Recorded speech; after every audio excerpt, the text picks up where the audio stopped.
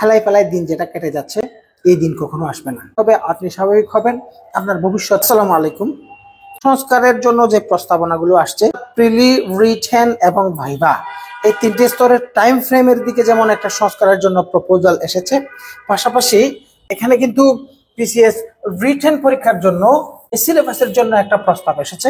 বিষয়ে 100 নাম্বার করে compulsory subject হিসাবে 600 মার্কসের একটা সাজেশন বা পরামর্শ এখানে আসছে। এখানে বাংলা 100, ইংরেজি 100, এই দুইটা হচ্ছে রচনা, বাংলা রচনা, ইংরেজি রচনা 100 নাম্বার, ইংরেজি কম্পোজিশন এবং প্রেসি 100 নাম্বার, তাহলে 300।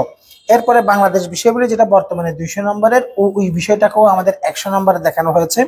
আন্তর্জাতিক 100 নাম্বার, বিজ্ঞানের মধ্যে এখানে আনা হয়েছে 100 নাম্বার। বাংলা রচনা 100 নাম্বার। এই ধরনের 100 নাম্বারের বাংলা রচনা কিন্তু বিসিএস পরীক্ষায় এক সময়ে আগেও ছিল। এবং এখানে আমরা দেখতে পাচ্ছি ইংরেজি রচনা 100 নাম্বার, ইংরেজি কম্পোজিশন এবং প্রেসি 100 নাম্বার। এখানে প্রেসি এবং কম্পোজিশনের যে জায়গা, আমার কাছে এটা মনে হচ্ছে এটা কম্প্রিহেনশন, এটা কম্পোজিশন না, কম্প্রিহেনশন। কারণ এখানে এসে যেহেতু আলাদা করে আছে, এখানে আলাদা করে আবারও একটা কম্পোজিশন আসার সম্ভাবনা নাই।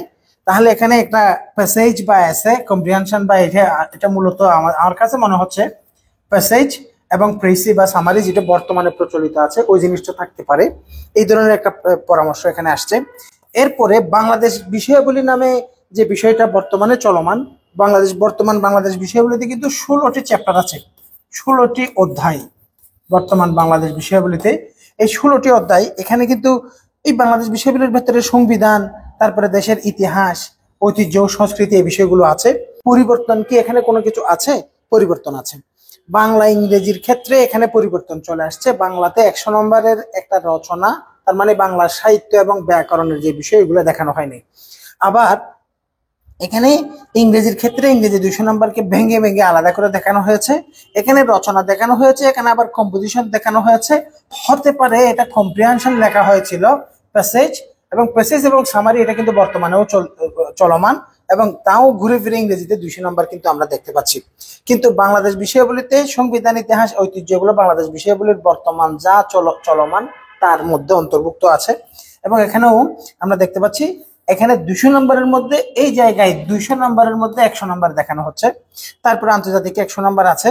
আর সাধারণ বিজ্ঞান এবং আইসিটির সাথে সমাজ ও পরিবেশ এবং ভূগোল, এই জিনিসগুলো সংযুক্ত করা হয়েছে টোটাল। তাহলে এখানে বেসিক সাবজেক্ট হিসাবে 600 মার্কসের একটা পরামর্শ দেওয়া হয়েছে। তাহলে কি 900 নম্বরের পরিবর্তে এখন থেকে 600 নম্বরের পরীক্ষা হবে? না, এখানে আরো কিছু বিষয় আছে। এখানে দেখতে পাচ্ছেন, এখানে টোটাল রিটেন পরীক্ষাটা 900 নম্বরের পরিবর্তে বরঞ্চ 900 নম্বরের পরিবর্তে 1200 নম্বর হয়ে যাচ্ছে। আমরা দেখতে পাচ্ছি এখানে আরো 6টি ঐচ্ছিক বিষয়। এই বিষয়গুলোকে আপনাকে আবেদনের সময় হয়তো নির্বাচন করে নিতে হবে। এবং ওই 6টি আপনি যে সমস্ত সাবজেক্টে দক্ষ, এখানে আমি ক্লিয়ার ব্যাপারটাকে রিডিং না পড়ে আমি ক্লারিফাই করে দিচ্ছি। ধরুন আপনি বিবিএ পড়েছেন, ইঞ্জিনিয়ারিং পড়েছেন, আপনার যে অনার্সে অধীত বিষয়গুলো, ওই বিষয়গুলো থেকে আপনি যে কোনো 6টি বিষয় নির্বাচন করবেন। নির্বাচন করার ক্ষেত্রে একটা বিষয় খেয়াল করেন, এখানে বিষয়গুলো কিভাবে মেনশন করা হয়েছে। এখানে মেনশন করা হয়েছে কলা মানে মানবিক, আর্টস ফ্যাকাল্টির যে সকল সাবজেক্ট, তাহলে সোশ্যাল সায়েন্স ফ্যাকাল্টির যে সকল সাবজেক্ট, যেহেতু গ্রাজুয়েশন লেভেলে পঠিত বিষয়গুলোর উপরেই, এই জন্য ফ্যাকাল্টি বেসড জিনিসগুলো দেখানো হয়েছে। ভৌত বিজ্ঞান বা সায়েন্স ফ্যাকাল্টি এবং বিবিএ ফ্যাকাল্টি। এরপরে বিশ্ববিদ্যালয়ে যেভাবে আইন ফ্যাকাল্টি আছে, আইন ফ্যাকাল্টিকেও আলাদা করে দেখানো হয়েছে। তার মানে এখানে ইউনিভার্সিটির ফ্যাকাল্টি বেসড বিষয়গুলো দেখানো হয়েছে। আপনি যে ফ্যাকাল্টি থেকে পড়েন, এখান থেকে গ্রুপ হতে 6টি ঐচ্ছিক বিষয় বা পেপার, প্রতিটি 100 করে। তার মানে কম্পালসরি হচ্ছে 600 নাম্বার, আর আপনার ঐচ্ছিক হচ্ছে 600 নাম্বার। এই ঐচ্ছিক বিষয়গুলো নেয়ার ক্ষেত্রে অন্তর্ভুক্ত করা যেতে পারে, তবে কোনো গুচ্ছ হতে 2টির বেশি বিষয় বা পেপার নির্বাচন করা যাবে না। আমাদের এখন রিটেন পরীক্ষা হবে মোট 1200 নম্বরের। এই 1200 নম্বরের মধ্যে 600 নাম্বার হচ্ছে আবশ্যিক, আর বাকি 600 নাম্বার আসবে অনার্সে পঠিত বিষয়গুলো। এটা এক প্রকার লজিক্যাল বলে মনে হচ্ছে আমার। তবে এখানে 600 600 1200 এটা পরিধি বড় হয়ে যাচ্ছে। এটা যেমন হতে পারে, আবার যে বিষয় নির্বাচনের ক্ষেত্রে আরো একটু ক্লারিফিকেশন প্রয়োজন। আরেকটা বিষয় হচ্ছে, এখানে এই যে রিটেন পরীক্ষা নিয়ে যে সকল পরামর্শ দেওয়া হয়েছে এর মধ্যে চমৎকার কিছু বিষয় আছে। এই বিষয়গুলো অনেকেই এত খুঁটে খুঁটে নাও দেখতে পারে।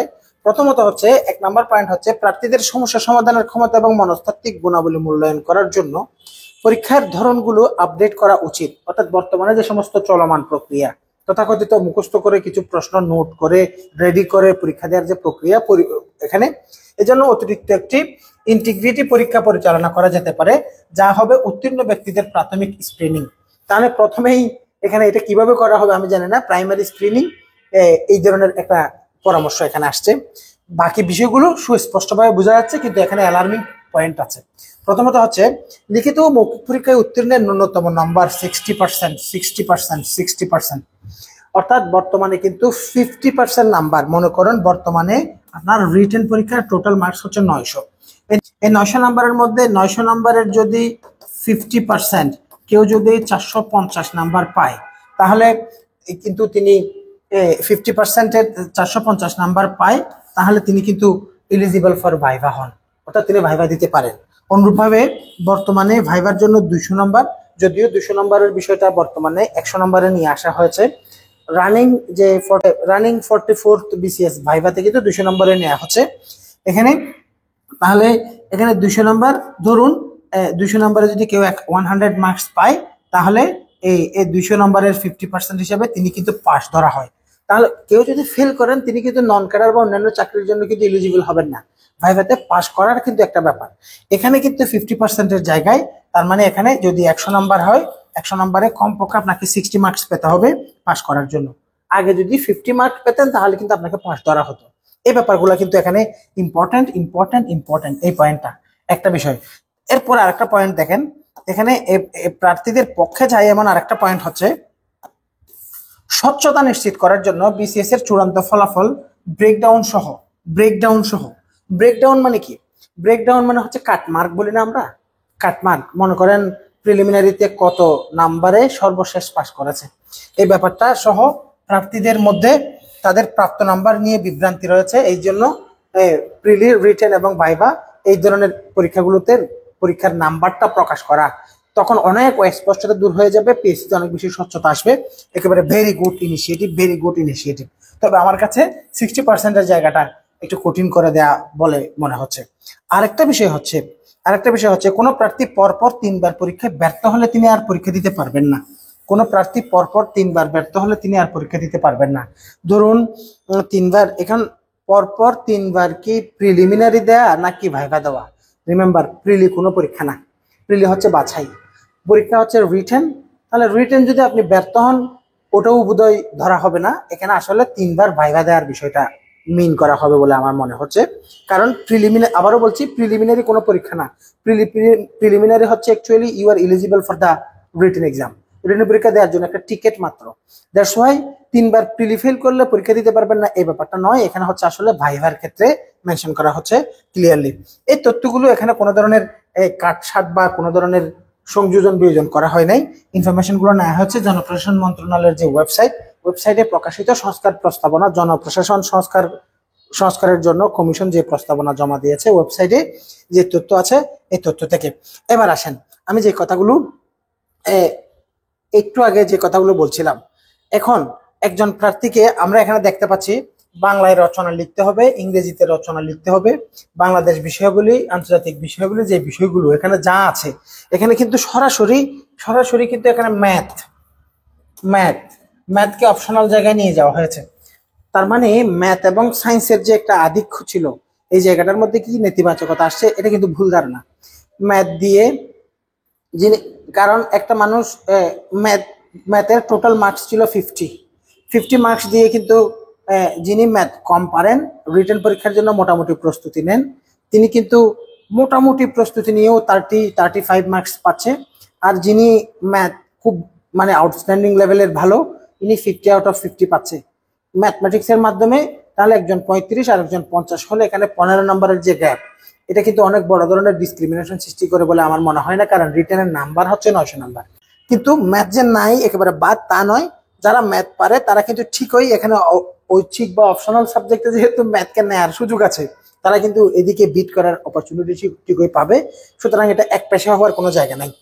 এখন বর্তমানে যে ধরনের ফিউচারে বা সামনে যে ধরনের যে রিটেনের মান বন্টনটা আসছে, এর জন্য আমরা আমি আমাদের স্টুডেন্টদেরকে যে বিষয়টা বলবো, আমার ভিডিওটা এখন যারা দেখছেন, যে সকল প্রার্থী 48 বিসিএস কে টার্গেট করে 48 এর জন্য প্রিপারেশন নিচ্ছেন, তাদের জন্য এখানে একটা মেসেজ বা ইনফরমেশন দিতে আসছি। 48 এর জন্য যে পরিমাণ সময় আমাদের হাতে আছে, সময়ের বিবেচনায় অনলাইন এবং অফলাইনে আমাদের এই যে কম্বো ব্যাচ, তো প্রিলি এবং রিটেন সিলেবাসের সমন্বয়ে এই প্রস্তুতি, ফিচারগুলো একবার দেখবো। 48 কোর্সের মধ্যে আমরা টোটাল 150 ক্লাসেস রেখেছি, 150 ক্লাস। এভাবে এখানে 220 পরীক্ষার যে ব্যবস্থা ওটা থাকবে। এক নজরে আগে তথ্যগুলো দিই, তারপরে এখানে 120 প্রিন্টেড লেকচার শিট থাকবে। এখানে কিন্তু রিটেনের জন্য এক্সট্রা কিছু ক্লাসও আছে। এবং 48 ব্যাচে যারা এখন জয়েন করবে তাদের জন্য আমাদের কিন্তু একটা গিফট আছে। এই গিফট হচ্ছে, এখন যারা অ্যাডমিশন নিবে অনলাইন এবং অফলাইন উভয় ভার্সনে, তাদের জন্য আমরা একটা ডাইজেস্ট গিফট রেখেছি। এই ডাইজেস্ট বইটা হাতে পাওয়ার সাথে সাথে বইয়ের কভার পেজের ভেতরেই একটা কিউআর কোড থাকবে, ফোল্ড করা। আনবক্স করে এই কিউআর কোডটা স্ক্যান করে একটা অ্যাপ ইনস্টল করবেন। টোটাল বিসিএস এর সকল প্রিভিয়াস কোয়েশ্চেন থেকে শুরু করে সকল সাবজেক্টের উপরে আনলিমিটেড এক্সাম দেওয়ার অবারিত একটা সুযোগ কিন্তু এই গিফটের মধ্যে পাচ্ছেন। এটা এক্সক্লুসিভ একটা গিফট। 48 ব্যাচ নিয়ে লম্বা কথা নয়, কোর্সের ফিচারগুলো এক নজরে দেখলাম, এবং এখানে বলাই হচ্ছে এটা প্রিলি প্লাস রিটেন কম্বো কোর্স। তো প্রিলি প্লাস রিটেনের এই কোর্সটাতে এখন যারা জয়েন করতে যাচ্ছেন তাদের জন্য কোর্স ফি গুলো মেনশন করা আছে। অনলাইনে এখন মাত্র 4999, অফলাইনেও অনেক বেশি ডিসকাউন্টে ভর্তির সুযোগ আছে, যেহেতু কনসিডারিং টাইম, কত মাস সময় আছে, প্রতি মাসে কত টাকা যায়, ওই হিসাব করলে অনেক কম ফিতে এখন আমরা 48 ভর্তি নিচ্ছি। যে কোর্স, এই কোর্সটাকে কিন্তু আমরা চমৎকার একটা প্ল্যানে নিয়ে আসছি। এজ ইউজুয়াল একটা রেগুলার প্রিলি ব্যাচের সাথে এই কম্বো কোর্সের কিছু পার্থক্য আছে। যেহেতু এক বছরের মধ্যেই প্রিলি, রিটেন এবং ভাইভা শেষ করতে হবে, সেহেতু আগে ভাগে প্রিপারেশনটা গুছিয়ে দেওয়ার জন্য প্রিলি প্লাস রিটেনকে আমরা কিভাবে ডিজাইন করেছি দেখেন। এখানে প্রথম step 1 A introduction to written syllabus. এই জায়গাটাতে আমরা যে কাজটা করব ওটা হচ্ছে, একটা স্টুডেন্টকে ম্যাথ এবং ইংলিশ এই যে রিটেন সিলেবাস, 48 ব্যাচের শিক্ষার্থীদেরকে ম্যাথ এবং ইংলিশের টোটাল প্রিলি এবং রিটেন টোটালটা শেষ করানো হবে। পাশাপাশি অন্যান্য যে সাবজেক্টগুলো আছে, ধরুন বাংলা, তারপরে বিজ্ঞান, বাংলাদেশ এবং আন্তর্জাতিক, এই বিষয়গুলোকে প্রিলিতে রিটেনের সাথে প্রিলির কম্বিনেশনটা কিভাবে করানো হবে। ব্যাপারটা হচ্ছে, বাংলায় দেখুন ব্যাকরণটাকে এমন ভাবে পড়ানো হয় যেন রিটেনটা সহ কভার হয়, এবং সাহিত্যটাকেও এমন ভাবে আলোচনা করা হয় যেন ওই বর্তমান সময়ের যে রিটেন, নতুনটা তো এখনো বাস্তবায়ন হয় নাই, এখন বর্তমান সময়ের যে রিটেন, এই রিটেনের ক্ষেত্রে ওই যে সাহিত্যের যে প্রশ্নগুলো এগুলো এখানে ক্লারিফাই করা হবে। এবং এখানে এই বিষয়গুলো টোটাল সিলেবাস শেষ করালেও এই বিষয়গুলোতে আমরা মূলত প্রিভিয়াস কোয়েশ্চন বেসড, প্রিলির সাথে রিটেনের যে সকল বিষয় কানেক্টেড আছে এই জিনিসগুলোকে রিটেনের আদলে পড়াবো শুধু নয়, রিটেন পরীক্ষাও নেওয়া হবে। তাহলে এটা হচ্ছে স্টেপ 1 এর কাজ। তাহলে প্রথম স্টেপ 1 এ আমরা দেখতে পাচ্ছি introduction to written and preliminary syllabus, প্রথম অংশ। স্টেপ 2 তে আমরা দেখতে পাচ্ছি, স্টেপ 2 তে এসে স্টুডেন্টদেরকে অ্যাসাইনমেন্টের মাধ্যমে ভিত্তি মজবুত করানো, অর্থাৎ একটা পড়া সহজে মনে রাখার জন্য ওই পড়ার পূর্বাপর জানা থাকা দরকার। বিষয়গুলো মাথায় রেখে আমরা এই ধাপে নবম দশম শ্রেণী এবং একাদশ দ্বাদশ শ্রেণীর টেক্সট বই ভিত্তিক অ্যাসাইনমেন্টগুলো করাবো। এবারে আমরা অ্যাসাইনমেন্টগুলোকে আপনাকে হোমওয়ার্ক দিয়ে, হোমওয়ার্ক থেকে পরীক্ষা নেওয়ার বাইরে এসে অ্যাসাইনমেন্ট মনে করুন সাধারণ বিজ্ঞানের 4টা চ্যাপ্টার নিয়ে আপনাকে একটা অ্যাসাইনমেন্ট দেওয়া হলো। এই 4টা চ্যাপ্টারকে টিচার কিন্তু আগে ক্লাস নিয়ে বুঝিয়ে দিবেন, তারপরে আপনি অ্যাসাইনমেন্ট তৈরি করবেন। এবং এই 4টা চ্যাপ্টার, বিজ্ঞানের 4টা চ্যাপ্টার, মনে করেন লাইট, সাউন্ড, মনে করেন ম্যাগনেট, তারপরে মনে করেন এই এখানে সাধারণ বিজ্ঞান থেকে মনে করেন খাদ্য ও পুষ্টি আর একটা চ্যাপ্টার নিলাম। এই চ্যাপ্টারগুলো 4টা থেকে টিচার আগে ক্লাস নিয়ে বুঝাবেন, প্রিলি থেকে এখানে এইভাবে প্রশ্ন হয়, রিটেনে এখানে এইভাবে প্রশ্ন হয়। তোমরা অ্যাসাইনমেন্টটা তৈরি করার সময় প্রিলি রিটেন উভয়ের এই প্রশ্নগুলো ধরো, ওগুলো দেখো এবং এইভাবে তুমি নিজের প্রস্তুতিটাকে গোছাও। ক্লাস হবে এবং ওই ক্লাসের আলোকে স্টুডেন্টদেরকে এবার হোমওয়ার্ক দেওয়া হবে। হোমওয়ার্কের মাধ্যমে তাহলে স্টুডেন্টদেরকে প্রথম স্টেপে যে কাজগুলো করানো হয়েছে দ্বিতীয় স্টেপে এসে কাজগুলোকে গুছিয়ে দেওয়া হবে। এটা হচ্ছে স্টেপ 2। এবার আসেন স্টেপ 3। স্টেপ 3 হচ্ছে একটা রেগুলার কোর্স, যেটা একটু আগে আমরা ব্যানারের মধ্যে দেখেছি। স্টেপ 3 তে এসে লেকচার শিট ভিত্তিক। এখানে প্রতিটা ক্লাসে এই যে লেকচার শিট থাকবে, তথ্যবহুল লেকচার শিট। 125টি শিট দেওয়া থাকবে, প্রিন্টেড লেকচার শিট 125টি শিট, এবং শিট ভিত্তিক টোটাল সিলেবাসটাকে যেন বারবার রিভাইজ করা যায়। টিচার ক্লাসের শিটে যা আছে তা পড়াবেন, এক্সট্রা তথ্য থাকলে ক্লাসেই বলবেন, লিখবেন, স্টুডেন্টদের মধ্যে একটা গোছানো প্রস্তুতি হয়, যেন প্রথমবারে তার প্রিলিটা মিস না যায়। এখানে আপনি দেখবেন এই যে এই ধাপে এসে এই ক্লাস পরীক্ষা এই জিনিসগুলো শেষ করানোর পরে এরপরে এখানে ধাপে ধাপে অ্যাসাইনমেন্ট টেস্টগুলো যখন শেষ হবে, টোটাল সিলেবাসটাকে এখানে 15 থেকে 16টি অ্যাসাইনমেন্ট টেস্ট করানো হবে স্টেপ 2 তে, এর আগের স্টেপে। এই জিনিসগুলো করানোর পর এবার টোটাল প্রিলি সিলেবাসটাকে 14 ভাগে ভাগ করে 14টি পরীক্ষা হবে, বিষয়ভিত্তিক পরীক্ষা।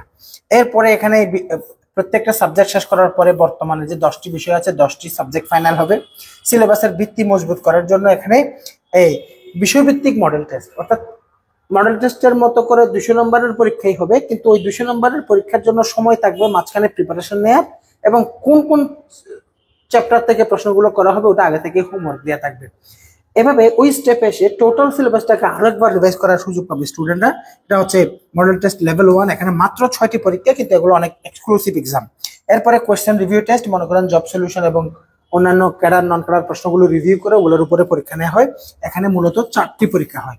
এরপরে চূড়ান্ত মডেল টেস্ট, এটা মূলত আনলিমিটেড পরীক্ষা হয় বেসড অন টাইম, কিন্তু এখানে আমাদের পরিকল্পনায় থাকে 20টি পরীক্ষা হবে মিনিমাম।